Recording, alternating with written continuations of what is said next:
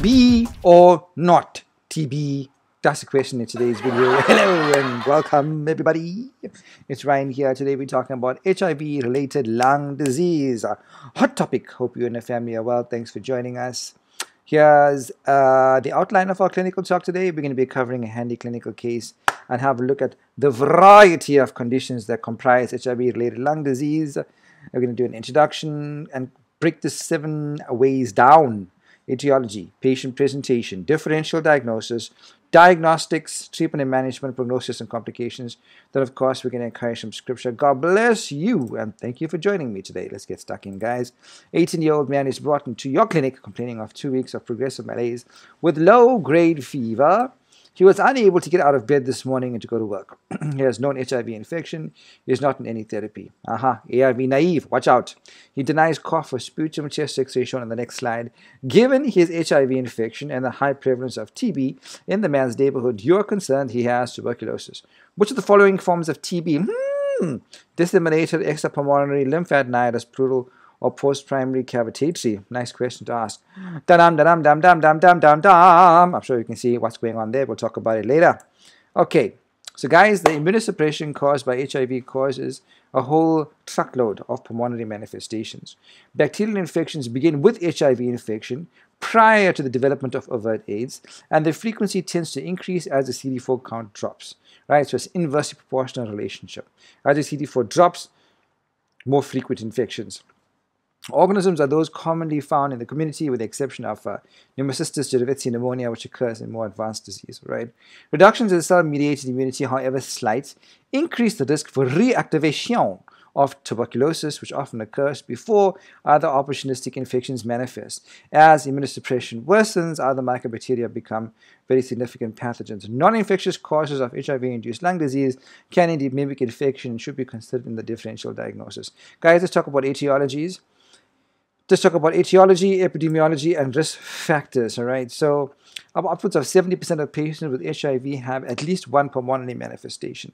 Now, bacterial infections often begin prior to the development of overt AIDS, and the frequency increases as the CD4 count drops. We said that the CD4 count provides a useful indicator as to the likely underlying etiologies. So as the CD4 count declines below just around 500, episodes of bacterial pneumonia may be recurrent, and mycobacteria rule the scenario, especially Mycobacterium tuberculosis and other ones like Cancesi and so forth, right? Now, as your CD4 count drops below 200, bacterial pneumonia is often accompanied by overwhelming sepsis and bacteremia, and Mycobacterium tuberculosis infection often at this point tends to be extrapulmonary or disseminated. Pneumocystis jirovecii, PJP, previously called PCP, Pneumocystis carinii, is now jirovecii pneumonia, or cryptococcal neoformans involving the lungs can occur. Remember, crypto, often the claim to fame is meningitis, right? Cryptococcal meningitis. As the CD4 count dips below 100, bacterial pathogens, the likes of Staph aureus, Pseudomonas aeruginosa, and pulmonary involvement due to KS, which is Kaposi sarcoma, and toxoplasma are possible. When the CD4 count is low, less than 50, respiratory diseases caused by endemic fungi, cytomegalovirus, Mycobacterium avium complex, and non-endemic fungi may occur. Alrighty. Non-infectious HIV-induced lung disease, there's a couple of them to take note of: lymphocytic interstitial pneumonitis, non-specific interstitial pneumonitis, NSIP, premature emphysema, pulmonary arterial hypertension, often associated with stage 4 pulmonary hypertension coming from thromboembolic phenomenology, and malignancy like bronchogenic carcinoma, lymphoma, KS, right? This is taken from Harrison's, and it just demonstrates for us the distribution or estimated incidence of tuberculosis in the world, and you can see the areas in dark green represent an incidence of more than 500,000 per population per year. Sub-Saharan Africa, big. That's where we are at. Even areas of Central Africa, areas of Asia, especially India and so forth. That's it, right? So guys, we have to look at the WHO clinical stage of HIV, and this guides us, right? So essentially 4 stages.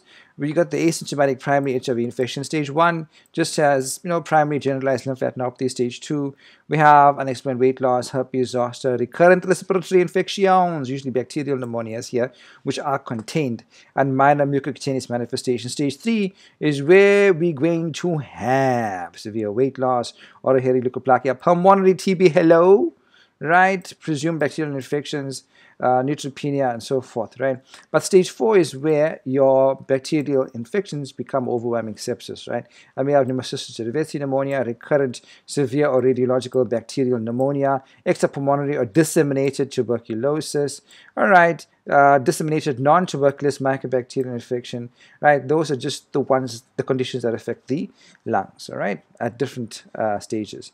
How do patients present? Well, Pneumocystis cerevisiae, the buzzword there is subacute. There's a subacute history of dyspnea and fever, dry, non-productive cough, evolving over days to weeks, in contrast to the rapid onset of strep pneumonia. You may also have some accompanying GI symptoms like diarrhea, nausea, and so forth. If you're looking at pure bacterial pneumonia, community-acquired flavor, strep pneumo, Haemophilus influenza, Moraxella catarrhalis, these present with rapid onset of fever, shaking, chills, and rigors, some dyspnea, some pleuritic chest pain with a side of productive cough and purulent sputum. Right, tuberculosis, the usual story is cough, hemoptysis, fever, significant weight loss, malaise, as well as night sweats, right? Miliary and extrapulmonary involvement is more common among those with HIV patients, right? And then, of course, Mycobacterium avium complex, cytomegalovirus, this usually gives you severe disseminated infection, really cause clinical disease. What about Kaposi sarcoma? This manifests with cough, dyspnea, fever. You look into the mouth, you see a very vascular kind of lesion, oral skin lesions, and hemoptysis, right? For all infectious etiologies, the presentation in HIV may differ widely from common presentations in immunocompetent individuals. Right, this is taken from MedComic.com. Thank you so much to Mr. Jorge Muniz and company, illustrating for us in this fun diagram the key points to consider in community-acquired pneumonia. So its definition of CAP is acute infection of the lung parenchyma acquired outside of the hospital or less than 48 hours after hospital admission, right? Most common cause, stereotypical community-acquired pneumonia is caused by Streptococcus pneumoniae. The classic story on history is fever, cough, sputum, rigors, pleuritic chest pain, dyspnea, tachycardia, bronchial breath sounds and crackles and auscultation. Special findings due to lobar pneumonia include agophony, where they ask the patient to say a word like B, and the E changes to A, so B sounds like bay. Whispering petriloquy, you ask the patient to whisper 99, 99, and it sounds in your stethoscope, 99, 99, right? Tactile pneumatitis is increased, alrighty? In patients with TB, that's the fun diagram here. You see this gentleman is quite wasted. All right, so microbiome tuberculosis is carried through the air in infectious droplets produced when infected individuals cough. Fever, fatigue, weight loss, productive cough, and bloodstreak sputum, the usual stories with night sweats. Right, the Mantoux test, which is the purified protein derivative, consists of a subcutaneous injection of tuberculin antigen with a subsequent reading taken 48 to 72 hours later, and the result is positive based on the diameter of the induration and not the erythema. Alrighty. Here we're looking at the pathophysiology of TB essentially. So what happens is you breathe in those respiratory droplets which contain your acidophilus bacilli. They move into the lung and they cause local inflammation, which is walled off. And it's walled off together with some lymphadenopathy, and that's what we call the Gone complex. So 90 to 95% of these individuals who breathe in the TB, they wall it off, right? However, in times of immunosuppression, be it HIV, be it diabetes, be it steroids, whatever the case is, this TB can reactivate and then progress to cavitatory TB. Cavitatory TB basically means that you have cavities which open into the bronchi, allowing spread of TB through coughing. This is the pathophysiology underpinning Pneumocystis cerevisiae pneumonia, previously called PCP, now called PJP, revised nomenclature. There's inhalation of ascospores and or asci, right? Potential human sources, other patients with PCP, infants with PCP or PJP, colonized patients, patients with COPD, healthcare workers in contact with PJP patients, pregnant and the elderly. How does PJP evade the immune system? There's a variation of major surface glycoproteins. There's masking of the beta 1,3 D-glucan, lack of chitin, and lack of the outer chain of mannans, right? Remember that the key thing, guys, is that PJP causes a pneumonitis. There's an exudate at the level of the alveoli, which is why we have to combine our treatment, which is Bactrim, with steroids to inhibit this inflammatory response, help the pneumonitis, and that's going to improve the hypoxemia. Alrighty. Differential diagnosis, guys, would be for bacteria. There's strep pneumonia, Haemophilus influenza, Staph aureus, there's Moraxella catarrhalis, there's Pseudomonas aeruginosa, there's mycobacteria. Fungi, you can choose from histoplasmosis, aspergillosis, cryptococcosis, coccidioidomycosis. Cancer, there's Kaposi's sarcoma, lymphoma, lung cancer. Don't forget other differentials like sinusitis and bronchitis. Maybe this is a non-infectious etiology. Lymphocytic interstitial pneumonia, non-specific interstitial pneumonitis. Boop, boop, there it is. Bronchiolitis organizing, or bronchiolitis obliterans organizing pneumonia. Could be pulmonary arterial hypertension, especially on the back of stage 4, CTIF, chronic thromboembolic pulmonary hypertension, right? Guys, how do we evaluate these patients diagnostically? So as always, the basic tenets in medicine is thorough history taking and physical exam. So a thorough history and physical exam are the most quintessential steps in evaluation of any patient, leave alone HIV positive patient. You want to note, what is your most recent CD4 count, sir? What's the viral load? What ARV regimen are you on? Are you on prophylaxis for anything, especially Bactrim? Compliance with medications and any prior history of opportunistic infections. Please note where they stay. Do they stay in an area which is endemic for TB, for instance? The whole of South Africa is endemic for TB. Alrighty. Obtain details about respiratory complaints, including how long have you had your symptoms for, relationship to exertion, right? Productive or dry cough, pruritic chest pain, fever, chills, night sweats. Pulmonary findings are absent in about half of the patients with pneumocystis jirovecii pneumonia. Pay attention to mucocutaneous surfaces to evaluate for thrush, which speaks to candidiasis or fungal infection, since it correlates well with PJP. Chest X-ray is absolutely essential. That is one of our most vital diagnostic modalities in our armamentarium, right? CT, not really necessary, but if you have a pneumothorax, that suggests pneumocystis jirovecii together with hypoxemia and a patient who's advanced HIV, clinically stage 4, right, with a low CD4 and increased viral load. Opacity suggests bacterial infection in the way of pneumocystis jirovecii, TB, KS, fungi. If you have big old mediastinal loads, you think TB, sarcoid, TB, mycobacterium avium complex, Kaposi's sarcoma, lymphoma, fungi. If you got big old cavities, not in the teeth now, in the X-ray, you're thinking about TB, pneumocystis jirovecii, Pseudomonas fungi, and CMV. Now, in patient with productive cough, you want to order sputum for gram stain and culture. You order sputum for Gene Expert, which basically looks for the DNA of Mycobacterium tuberculosis. It's a polymerase chain reaction which amplifies small amounts of DNA into more workable amounts and therefore improves the yield. All right, you can also do sputum for acid-fast bacilli. Consider silver stain for pneumocystis jirovecii. Tuberculin skin testing if your PPD status is unknown. However, HIV, remember, can cause allergy to the Mantoux test, right? This is showing us pneumocystis jirovecii and what it looks like under the microscope in different samples, right? Stage. So image 1 shows a transbronchial lung biopsy with H and E staining. B shows your methenamine silver stained Bell sample, bronchoalveolar lavage. C shows us GMSA stained Bell, and this is immunofluorescence stained Bell. Okay, here we're looking at a PA chest X-ray in the first image, right, showing us symmetrical interstitial infiltrates, right? This is typical of pneumocystis jirovecii pneumonia, especially in a patient in the right clinical context, HIV positive, all right, advanced clinical stage, low CD4, increased viral load, non-hypoxemic, coming with the X-ray like that, you can bet your bottom dollar this is pneumocystis jirovecii pneumonia. This is a PA chest X-ray also showing symmetrical alveolar infiltrates, right? Here we see a CT image in image C demonstrating symmetrical interstitial infiltrates and what we call ground glass opacification. Ground glass opacification, very nice buzzword, like looking through a bathroom window, which is very opaque. You can kind of see through, but you can't really see lots of detail. It's very hazy. That's ground glass. That speaks to PJP, right? And CT image here showing symmetric interstitial infiltrates, ground glass opacification. And what are these? These are called pneumatoseals. Also happens in PJP, alrighty? Here's a big old hilar lymph node, right, with infiltration to surrounding tissue. This is primary tuberculosis, right? This, however, is reactivation TB, right? Upper lobe infiltrate and cavitation with an air fluid level. That's reactivation TB, alrighty? Okay, here we can see miliary TB, alright, multiple little millet seeds all over the place. This signifies disseminated or miliary TB pattern. This is a large cavity in the right lung. Alrighty, this is TB, lymphadenitis affecting the cervical lymph nodes. Guys, let's talk a bit about treatment and management. So if you're thinking about PJP pneumonia and you think the patient has it, you want to treat with Bactrim. Trimethoprim sulfamethoxazole for 21 days is the drug of choice regardless of severity. So second-line agents include clindamycin, primaquine, or atovaquone, right? Systemic steroids are indicated in the patient who is hypoxic mean the partial pressure of oxygen below 70 moles mercury, or alveolar arterial gradient of above 35 moles mercury. We'll talk about the exact regimen and the tapering of the doses.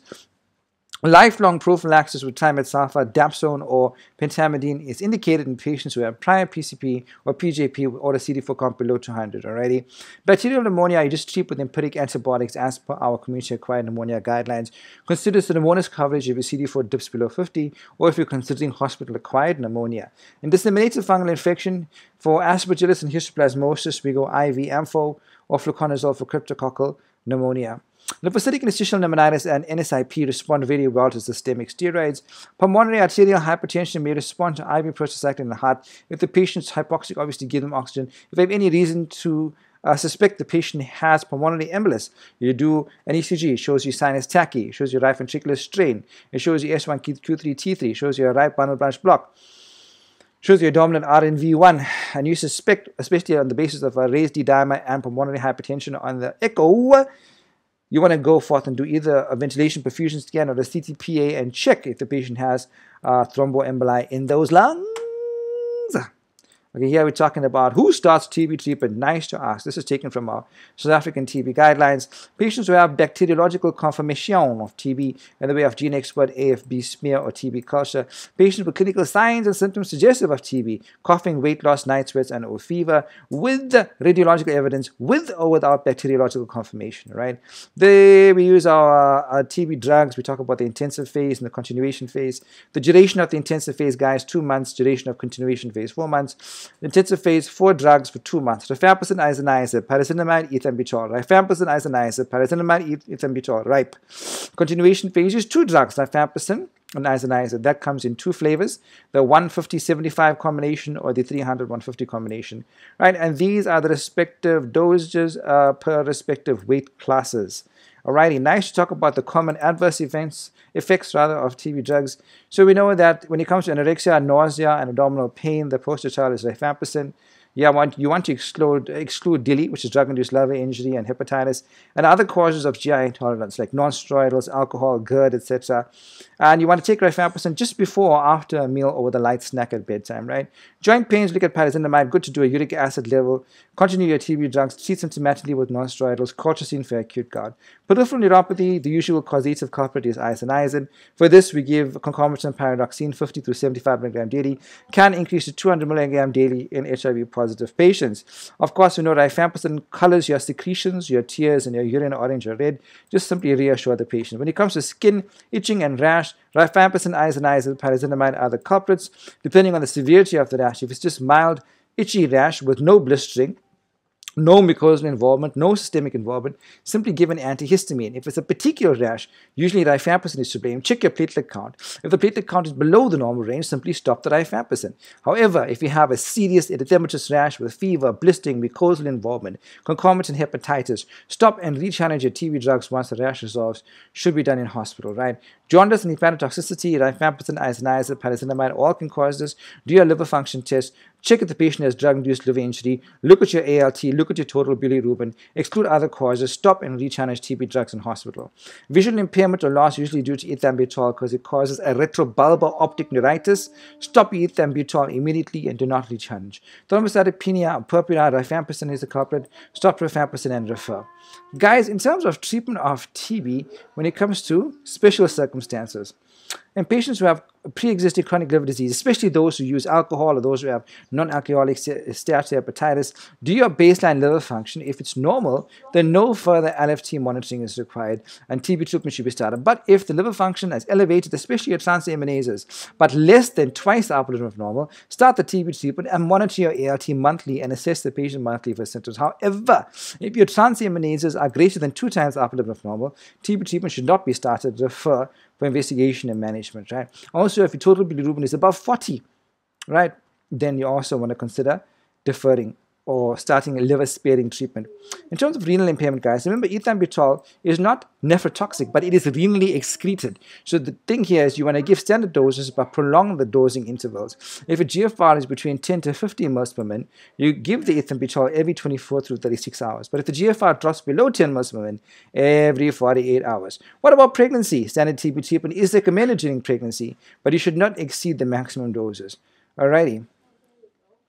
Guys, this is looking at our empiric treatment for community-acquired pneumonia. So if the setting is that of an outpatient and the patient is less than 65 years old, did not have antibiotics within the preceding 90 days and has no comorbidities, simply give amoxil. But if the patient is over 65 years and has had antibiotic exposure within the last 90 days, does have comorbidities, we usually go augmentin azithromycin, right? So when you go beta-lactam combined with a macrolide. Alternative is cough of fluoroquinolone in the way of moxi or levofloxacin.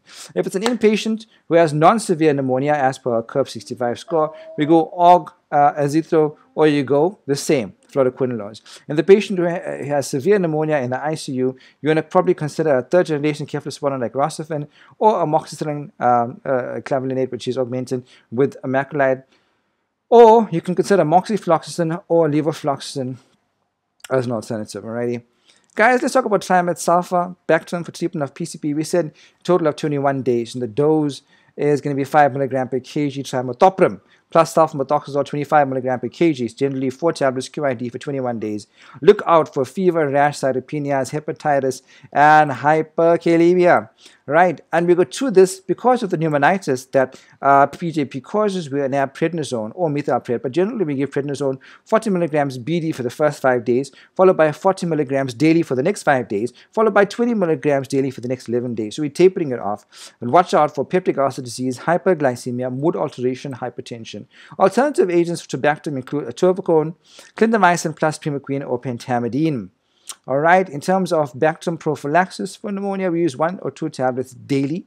Other alternatives can be dapsone plus pyrimethamine and leucovorin, or dapsone plus pyrimethamine and, pentamidine and atorvastatin. Okay, guys, looking at prognosis and complication. Prognosis depends, of course, on the underlying etiology. Pneumocystis jirovecii usually responds to therapy and improves within a few days. Hypoxia goes away, patient feels better. There is a high mortality if it progresses or if respiratory failure ensues.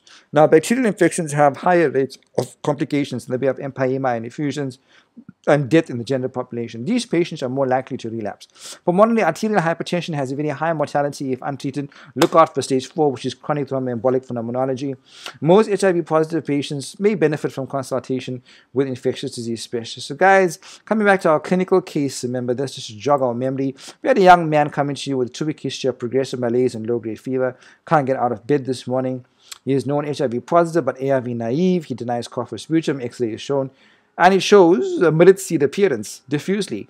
Given his HIV infection, high prevalence of TB in his neighborhood, you're concerned he has TB. Which of the following disseminated TB? This is miliary TB. X-ray shows bilateral small nodular infiltrates consistent with disseminated or miliary TB, not military TB, miliary TB. After primary TB infection, occult hematogenous dissemination occurs, but in the absence of a sufficiently acquired immune response, as in patients who do have advanced HIV, which usually contains infection, disseminated or miliary TB may result. My friends, let's just talk a bit today about confidence in approaching God, right?